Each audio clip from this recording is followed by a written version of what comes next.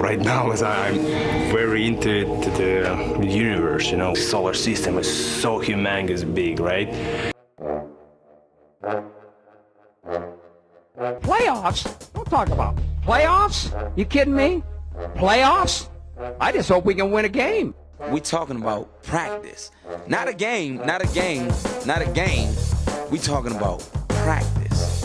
Not the game that I go out there and die for. You like that? You like that? It's not the game. We talking about practice, man. What are we talking about? Practice? Come after me! I'm a man! I'm 40! Stay classy, San Diego, Philadelphia. Oh, I love me some Ilya Bryzgalov. Hello, friends, and welcome to the Sports Hipster Podcast, the first episode of the Sports Hipster Podcast. I'm your host, Tammy Allen. This is going to be kind of an introductory episode. As the name suggests, this is going to be a sports-themed podcast. Cover all sports. You got some hockey, some baseball, some football, college football, you name it, it'll be included in here. And why the sports hipster? Well, the modern interpretation of the word hipster kind of has a bad rap. Now when you think of a hipster, you just think of guys with beards and man buns and girls who look like they just stepped out of the 80s. But in fact, the Merriam-Webster dictionary defines a hipster as someone who is highly aware of and interested in new and unconventional patterns. And I felt like that term kind of really describes what I want this podcast to be. And while I know that sports podcasts and podcasts in general aren't unconventional or anything new these days, but I think the way I'm going to present the information, the way the shows are going to be constructed, I think it's going to be a little bit different. It's going to be a mishmash. It's going to be random and entertaining, just like the opening that you just heard. So what do I know about sports?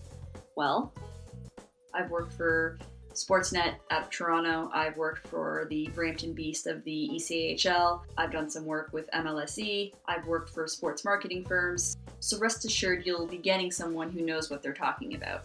Okay, so now that we have the introduction out of the way, let's get to the first episode of the show. Playoffs? Don't talk about playoffs. So the dream is over for the Toronto Blue Jays and the entire fan base in Canada. They were eliminated in 5 games by the Cleveland Indians. Jays were never really in the series to begin with. I mean, John Gibbons was completely outcoached by Terry Francona. I tweeted last week that if the Jays couldn't take advantage of Bauer pitching with essentially an exploding pinky finger, or the fact that in Game 5, the Jays are facing a rookie pitcher who has 1 major league start under his belt, they didn't deserve to win. And that's what happened. Ousted in 5 games by the Indians, who now go on to face the Chicago Cubs in the World Series. And speaking of Ryan Merritt, that young pitcher who the Jays lost to in Game 5, just want to quickly touch on Bautista's ridiculously dumb comments about how Ryan Merritt would be shaking in his boots more so than the Jays because the Jays have such a potent lineup and he's a rookie and he's inexperienced and yada yada yada. If that if that comment didn't spell the end of the Jose Bautista era in Toronto, I don't know what will. I know the news came out yesterday that the Jays plan on tendering an offer to both him and Encarnacion, but I just can't see Bautista back in Toronto. It just doesn't make any sense. So, but right now, as it stands, Game 1 of the World Series goes tonight between the Cubs and Cleveland, or Wild Thing Rick Vaughn versus Henry Rowengartner. Now, I know in Canada that we're not as high on collegiate sports as they are down there in the US of A, but even if you're not a fan of collegiate sports, you gotta check out some NCAA football. I mean, every Saturday, it's entertaining as hell, and this past Saturday was no different. There were epic comebacks, big collapses, but one thing definitely stood out.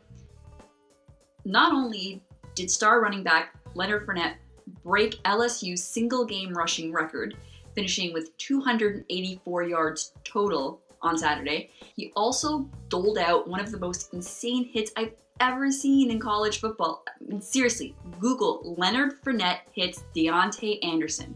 It doesn't even look real. It's like a video game massive hit. Check it out, it's incredible. I mean, thankfully Deontay Anderson walked away without any injuries after that hit, but man oh man, it was like a Mack truck just knocking over a wooden fence. It was insane. And not only were there big hits, but there were also big upsets, as the Penn State Nittany Lions beat the juggernaut Ohio State Buckeyes 24-21 thanks to a last-minute blocked field goal attempt.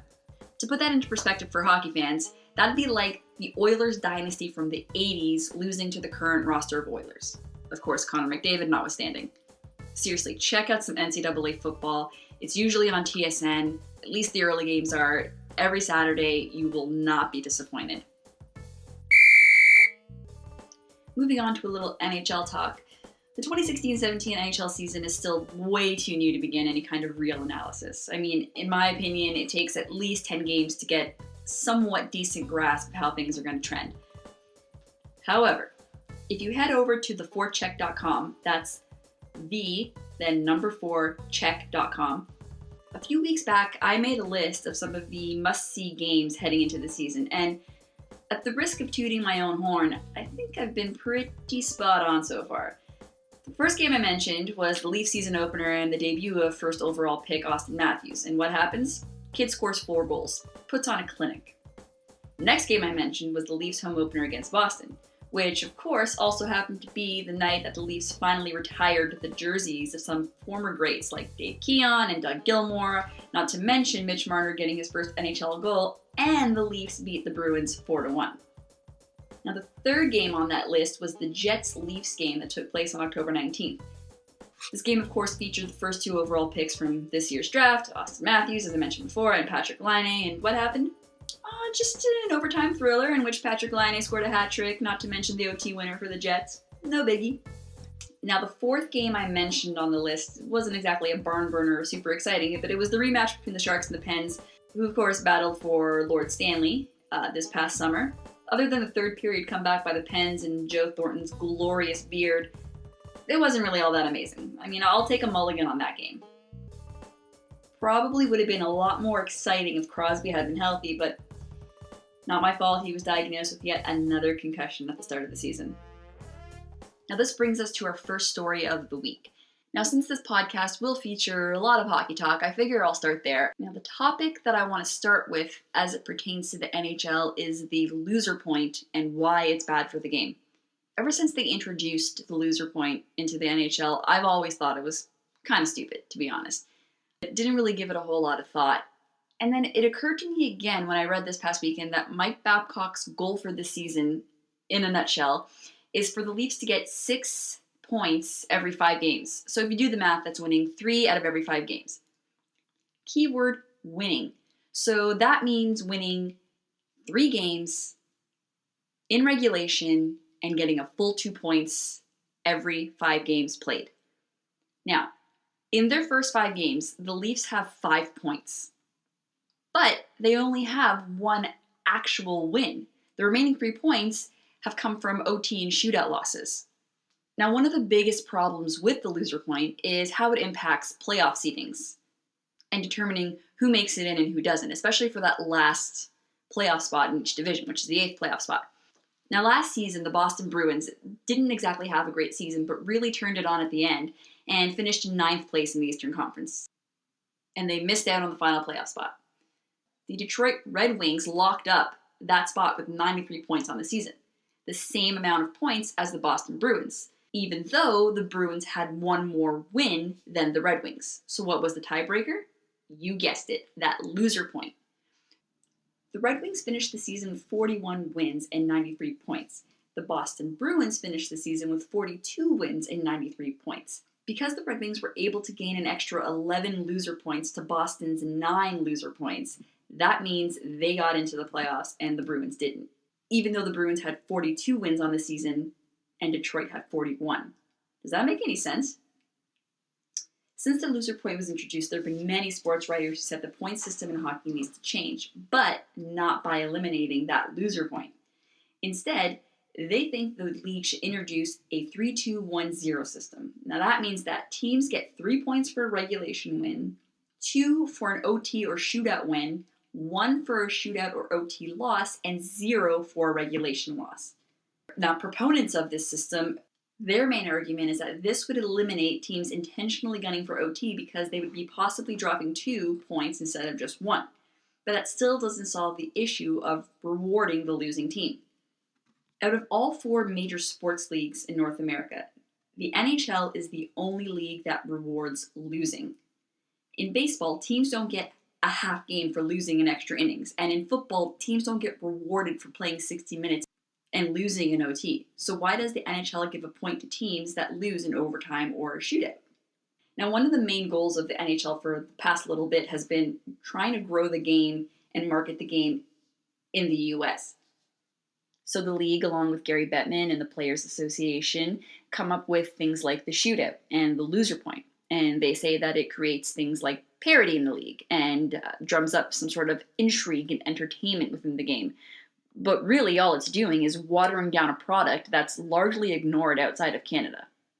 And let's go back to what I said earlier about Babcock and the Leafs.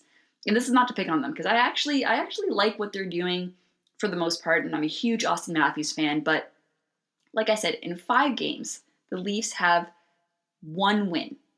But Babcock and the media are seeing the team so far as a moderate success and trending upward because they gained an extra 3 points for losing in overtime or a shootout.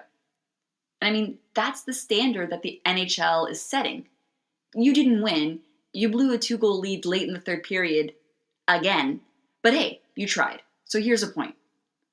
And then some people still wonder why the NHL is an afterthought in most American markets.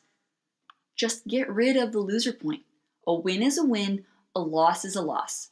No matter how you slice it, those 2 things are fact. And that does it for the first episode of the Sports Hipster podcast. Thank you so much for listening, for those of you that are listening.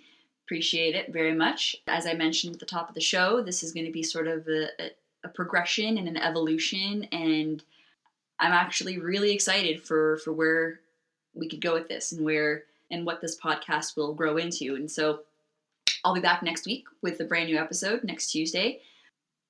I'll be back next Tuesday with a brand new episode, and it'll probably be a little bit longer than this week's.